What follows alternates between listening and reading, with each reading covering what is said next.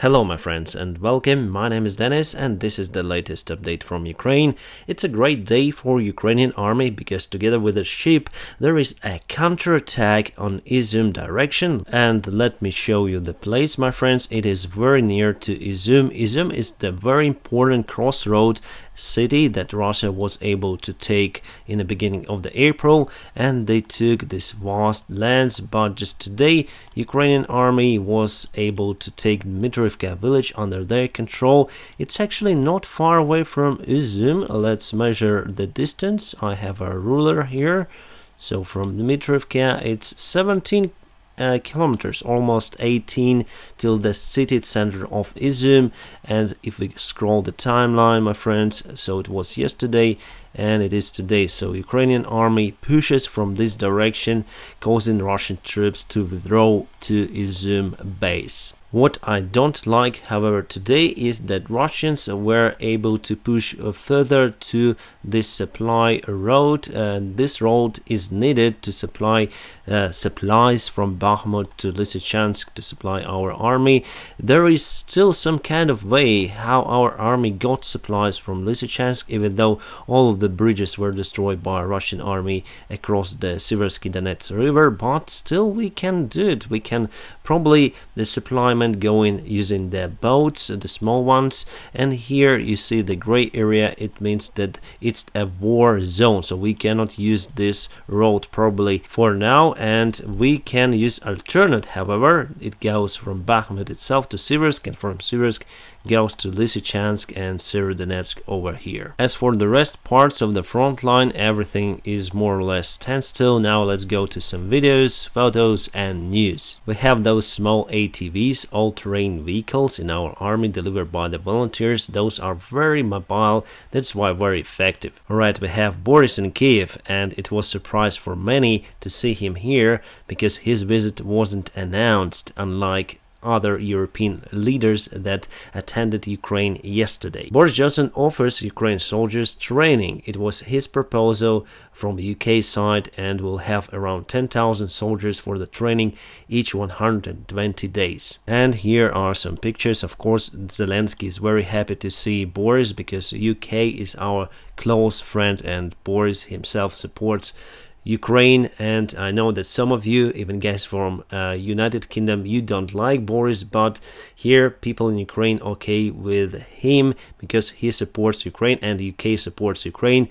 And I understand that even without the Boris Johnson, UK would still support Ukraine, but we have him as your leader and he supports, so we like him here. Anyway, they visited the Kiev, the central part of the city. They went to the church and they were in the square. Of course, we have some of the bodyguards as well as many representatives from Ukrainian side. So there are lots of tanks and armored vehicles that were demolished. Those are Russian vehicles, my friends. So yeah, Boris Johnson saw that stuff. The St. Petersburg International Economic Forum is ongoing, and Putin himself attended that exhibition, we may call it, and he was speaking about the threat of nuclear war and using of nuclear rockets, weapons, whatever, and he said that we bring no fear to anyone. Probably he doesn't watch the Russian TV where they say that they will nuke UK with different kind of nuclear weapons, and many other countries, by the way.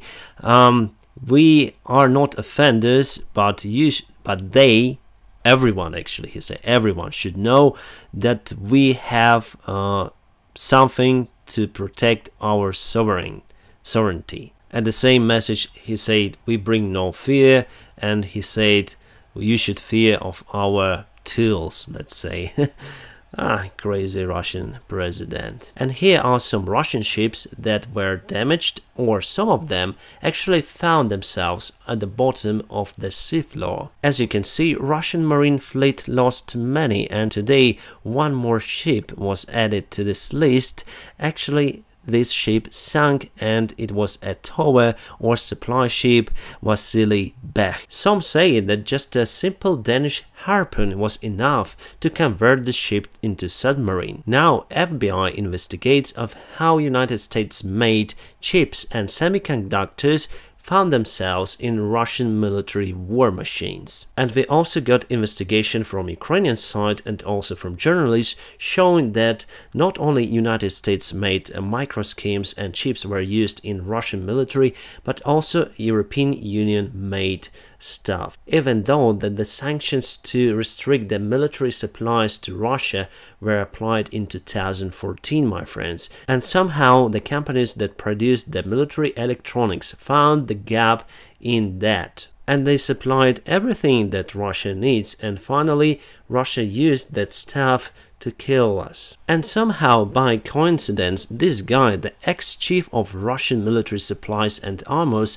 was found dead near to Moscow. Alright, I'm waiting for the new unboxing where we're able to get this drone from the Russians, and it is intact from what I see. This guy who's holding the drone is actually a nice journalist who is performing unboxing of the Russian electronics, drones, cars, tanks, whatever. So he always searching for some kind of Western components, and in most of the drones, and not only he was able to find the Western made components. On the drone you can see some of the words MCSRC, which means Ministry of Emergency Situations of Russia, and it means that they are in lack of military drones, so they send civilian drones to Ukraine, because this organization is used to help just to civilians. So they could use this drone in Russia, for example, as surveillance drone to find some fire spots, wildfires, and call someone to eliminate those. Now they use them in Ukraine. And in its turn, it means that we shut down lots of their drones. And one more Russian surveillance drone, as you can see, it has the camera, so it lost it. This is somewhere in Russian city. They have this Z symbol installation on the square, and the quiz for you, my friends, is how many years in prison those two gentlemen will have after they do this stuff. They are very angry about this installation, which is actually good. It shows that not all of Russians support that Z agony of Putin's regime. Not good information coming from the Severodonetsk city. All civilians were evacuated to Azot factory, and the evacuation from that factory to Lysychansk is not possible because, as I said to you, all the bridges were destroyed, and somehow there are many civilians. I thought they already left the city, but 568 people there, including 38 kids. It's terrible, my friends, and we need to organize some kind of special operation for evacuation of those people from the Severodonetsk, because my prediction that in nearby weeks or even days, who knows, Russia will finally occupy that part of Ukraine, whether we like it or not, because Ukraine still doesn't have enough weapons to fight back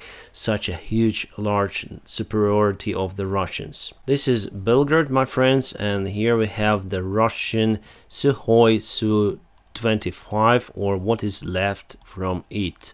We don't know why it fell down. Tony Bredkin, the chief general of the British Army, said that Russia already lost this war. In strategic perspective, he said it's the biggest mistake for Russia, and Russia will never occupy or take Ukraine under its control. So, yes, I would agree with that. Ukrainian army now is the most equipped army in the world with the anti-tank missiles. Actually, we have so many of those that we can destroy every tank in the world. But that types of weapons mostly used for defense. You cannot perform the counterattacks using that massively, so we still need artillery systems for that. And this is the information about Ukrainian losses. Vladimir Karpenko, who is one of the generals of our army, said to the National Defense in the interview that we lost nearly 50% of all the armored vehicles, tanks, and artillery systems that we had before this war. And actually 1,300 armored vehicles, 400 tanks, 700 artillery systems, and I think that is why, my friends, we cannot perform huge counterattacks. Of course, then you are in defense, you lose 3 times less compared to the offensive attacking side, but those losses are tremendous, my friends, and they are so huge. And he also said that the Western help covers around 10 up to 15% of what Ukrainian army needs right now. So probably that is why Ukrainian army now opens the statistics for its losses, to show our Western allies that we really need their help with weapons. President Joe Biden, in one of his interviews to Associated Press, said that Putin not gonna stop in Ukraine but continue, and there is the risk for Europe to go to chaos. He said that no matter on a politician or economical risk, United States of America should go into counterattack with Russian aggression on Ukrainian territory. And for that statement, I totally support Joe Biden, and we need to stop Russia on Ukrainian territory, because after it will be the greatest war probably in humanity if we will let them to take our land. Eurovision, you probably know that Ukraine won this song contest. My friends, I didn't speak about it on my channel because I like hard rock and heavy metal. That's why it's not just my style, my friends, but we have some interesting meme about it. Eurovision organizers decided not to perform this contest on Ukrainian territory in 2023. They decided to give it to UK. So Boris Johnson came today to Kiev and said, "You give us Eurovision and we'll give you weapons." Of course, he didn't say it in real life, but it is just a funny meme. Yes, we need to have some sort of humor even during these hard times for Ukraine. There are so many memes and jokes. If you would just concentrate on what Russia is doing here in Ukraine, you'll just go mad, my friends. And by sharing the information with you, my friends, on this YouTube channel, somehow I feel much better. So thank you very much for that. And also, if you like this video, you may press the like. And if you want to support my channel, there are some links in the video description here below. And also, I wish you a peaceful sky wherever you are. Have a great time.